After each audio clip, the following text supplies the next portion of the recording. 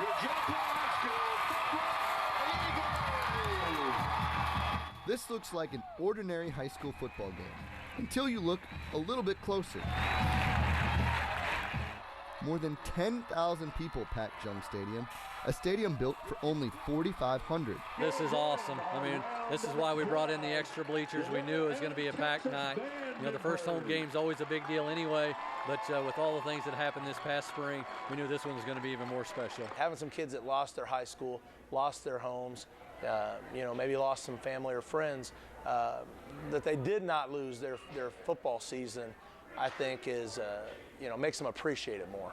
As Joplin moves forward this season, one player will not be suiting up for the Eagles.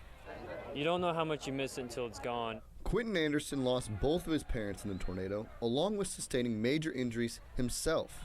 There's always the physical change with all the injuries I had, and then there's a mental change because now I'm an adult, even though I'm not quite 18 yet, but I got forced into that adulthood.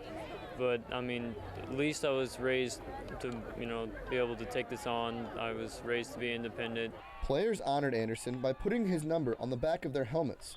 The gesture, according to Anderson, makes this team a family that has a new leader in charge, someone who arrived in Joplin just days before the tornado hit.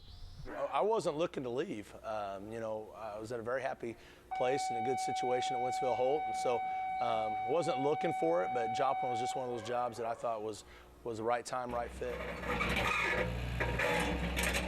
The new head coach lost his rental house and lived with assistant coaches while he tried to find a new place. His dream job came with an audible that brought a close community closer. It's just overwhelming.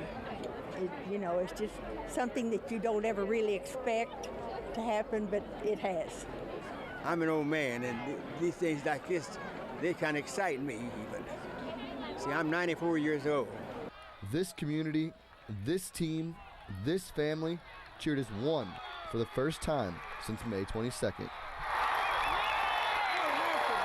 This whole community coming together and showing up and giving the best fan base that I've ever seen in a high school football game.